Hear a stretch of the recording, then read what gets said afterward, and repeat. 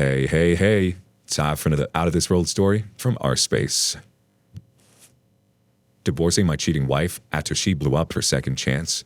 14-year marriage ending. My wife of 13 years had a deep emotional affair. Our marriage wasn't the best, and I understand her feeling of not feeling much affection for me. Long story short, she left to work in another state for 5 months. While she was gone, we agreed that when she returned, we would go to marriage counseling. However, in the months leading up to her return, she became involved with a coworker. I discovered heavy flirting through text messaging, and over time she has revealed more and more about the affair. She lied to me when I first asked her about it, and she has lied several more times since me finding out. She says she's taking responsibility for it and is remorseful, but she gets angry whenever I ask more details or get depressed about it. She has since quit texting on her phone and only uses Facebook Messenger and Instagram to communicate with people, and deletes every message immediately after it is sent or received. I immediately have been taking extreme steps to try and keep tabs on what she is doing and communicating with, and she says that the behavior is driving her away. I try to explain that if she was more open, I wouldn't feel the need to do these things. She tells her friends and therapist that it's to control her, and she says she has a basic human right to privacy. I agree with privacy unless you are trying to save a marriage after an affair. I feel like she is doing all the opposite things she should be doing. She's dismissive and irritable when asked questions about the affair. She blames the affair on the marriage. She says things like, "It was only an emotional affair." She has apologized, and at the times, it felt sincere, but then it feels undermined later on. I also feel like she is gaslighting me by telling me that my reactions aren't normal and my obsessive behaviors aren't normal, and the problem is me, and I need to get help to stop obsessing so much. But everything I read says these behaviors are normal and that the other person should have empathy towards these feelings. Am I crazy for wanting to make this work? I really love my wife, and I was really excited to repair our marriage before the affair happened. Now I feel like I'm alone to fix it, and I have to just accept the affair and accept that I will actually have less transparency than I have had at any point in our marriage. A couple quick reactions before we move on to the update. Bed252 says, she's still deep in her affair fog. She's definitely still in the affair. She just doesn't want to admit it. You can't repair a marriage when you're the only one participating. She's the one cheating. She should give her full cooperation, but she's moving further away.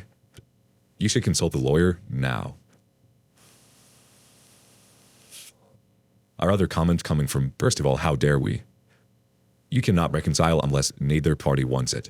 She is clearly not wanting to reconcile. She also needs to learn the difference between privacy and secrecy.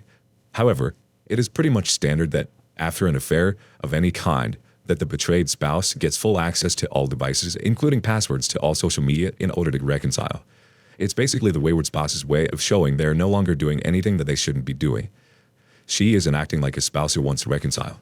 She isn't acting remorseful at all. Reconciliation will never work with her having the attitude she has. And she absolutely should not be saying it's just an emotional affair. You are feeling normal feelings post-betrayal and not asking for anything that is abnormal after infidelity. Update. Will I tried. 14-year marriage ending. It's been about 4 months post-D-Day. It's been a wild up and down journey. I still have trouble understanding it all. I don't really know how we got to this point. I'm having a lot of what-ifs, but at this point, I'm just trying to accept everything.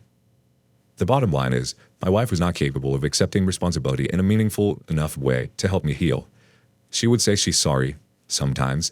She would tell me she loves me, sometimes. She would respond with empathy, sometimes. But she would tell me she already said she's sorry and I need to deal with it, most of the time. She would tell me, if I didn't love you, I wouldn't be putting up with all this, most of the time. She would respond to my emotions with, you need to step out of it or talk to your therapist if you want to move on, most of the time. If I could point to one thing that I needed the last 4 months to heal, it would be consistent affirmation that she cares. I was trying to do things for her, but she was apathetic to me. My obsessions and anxiety got worse and worse the longer she gaslit me. Anyway, all that to say this. I filed for divorce a few weeks ago, and after a short pause because she begged for it, she told me she wanted a separation last week to work on things. I drew my line in the sand and said that a separation led to the affair, and there's no way that I will be able to mentally handle a separation. I feel a separation is for her to hide away until I just forget about everything, so she doesn't have to look at the pain she caused every day. I told her she's going to push for the separation. I'm going to go ahead with the divorce. Our first temporary orders hearing is on 13th of October. I think I've done the pick-me dance for so long that she thinks this is a game of chicken that I will back away from and not follow through. She still doesn't even understand the damage she caused.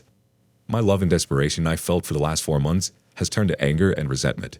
At this point, I'm positive that if she told me tomorrow she's sorry and doesn't want a separation and will do everything I need, I would tell her to F off. It's over. Good riddance to the cheating narcissist. Now it's time for those reactions we all love. Betrayed08 says, "It's a hard thing to accept, but she is not the same person that you married.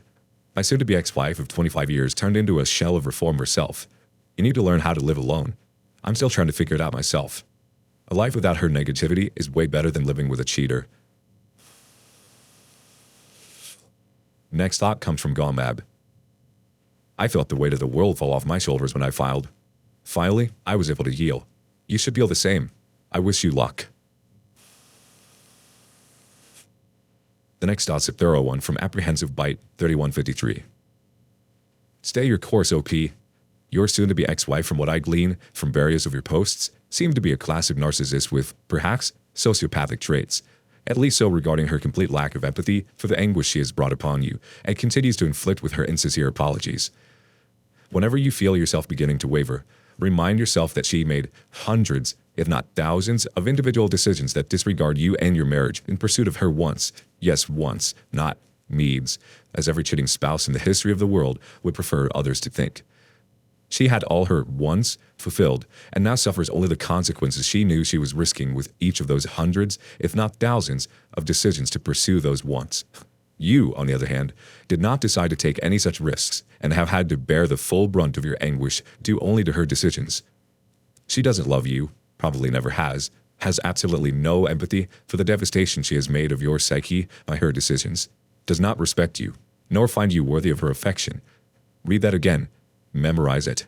Then repeat it to yourself every time you even think of wavering in your resolve to be free of her. As for the anger, I would recommend you just let that go, except to the extent you may be angry with yourself for letting such a person get into your heart in the first place. She doesn't care about your anger any more than she cares about your anguish. File. Go 100% no contact except as necessary to pursue the divorce. Then hold on to only that small bit of anger at yourself that will keep others, such as her, from getting into your life going forward. Then say no contact forever. It takes a while, but, for me at least, it has become much easier to be alone than it was to live with she who shall not be named. The stress of worrying about her approval of whatever I want to do from the time to time has lifted, and, after what I now recognize as over 2 decades of low-grade depression dressed up as stoicism, I can breathe again. I'm not all the way there yet, but I'm beginning to realize more and more what there feels like, and it is very nice. Our last comment before moving on to the next story. Chulu Almighty says, "You just took the toughest step. Hold your head high and be proud that you were able to walk away from someone who didn't return the love and effort you put in. It'll be odd adjusting to single life, but this is the time that you start to do stuff for you again, for the first time in over a decade. It may not mean much from an internet stranger, but I'm proud of you." All right, next story. My husband cheated on me and said it was all a joke. My husband cheated on me a month ago and says it's all a joke. He was supposed to play pool with his friends that night, and something told me to ask him to turn his location on.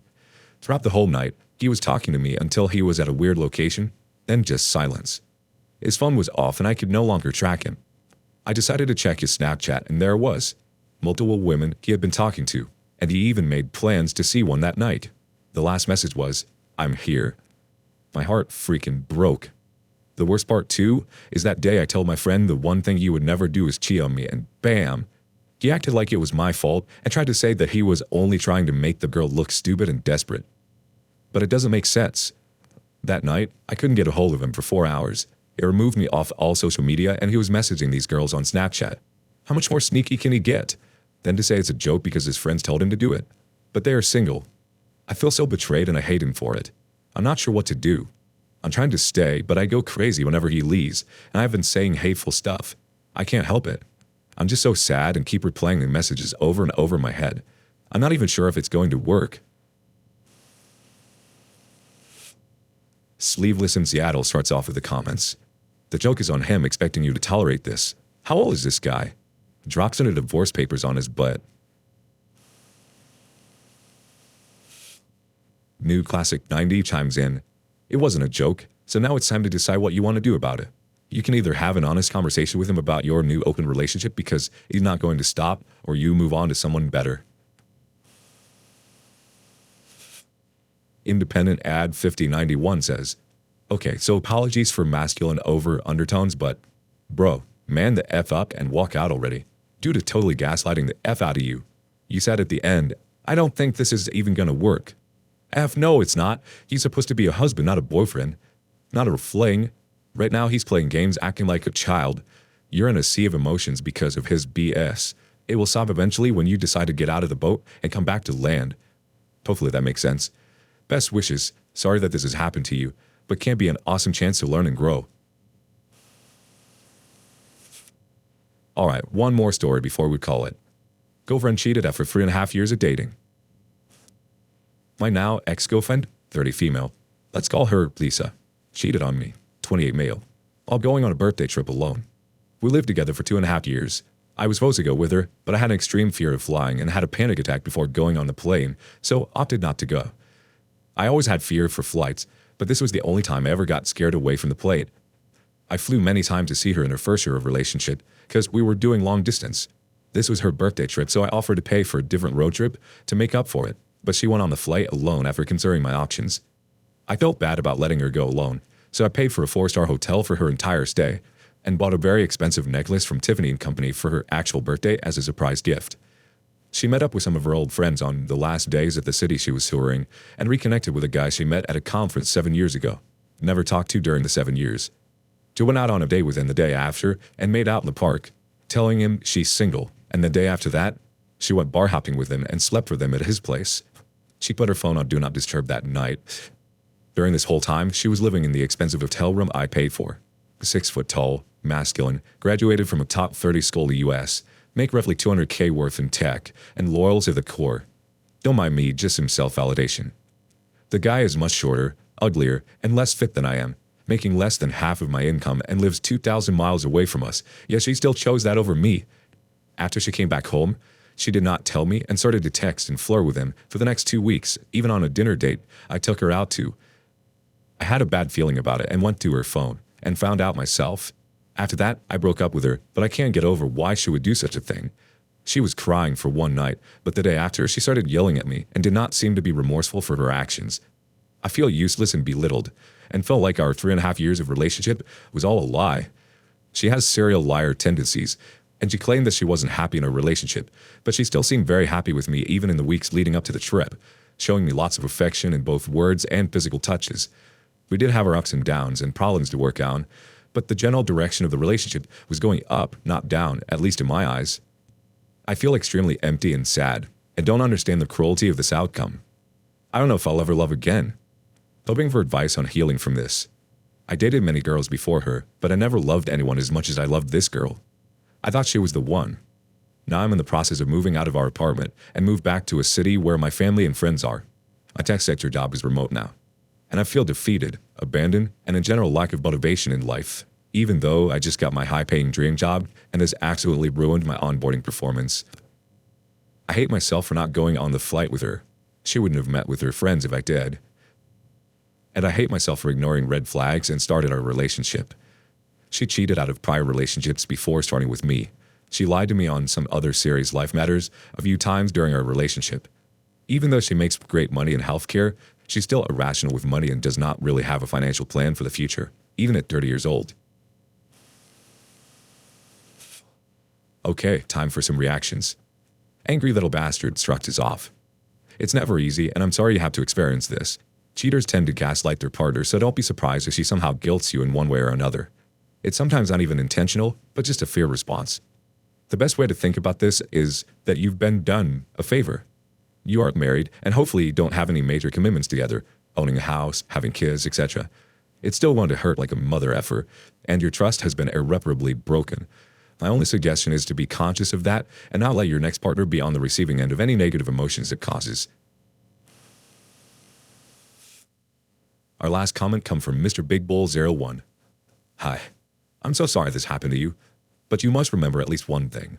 She yelled at you and said some hurtful stuff just to justify her cheating. She knows she did something terribly wrong and destroyed the relationship with you. She now just wants to make it less hurtful for herself. So she will tell a bunch of lies. She will tell them a lot of times, so she will believe it herself. It has really nothing to do with what you did. Blaming you is easier for her to accept the relationship is over. It will be hard, but you've got to move on. Just ignore her and plan your future. There are a lot of good women out there. You will find yours. Take care.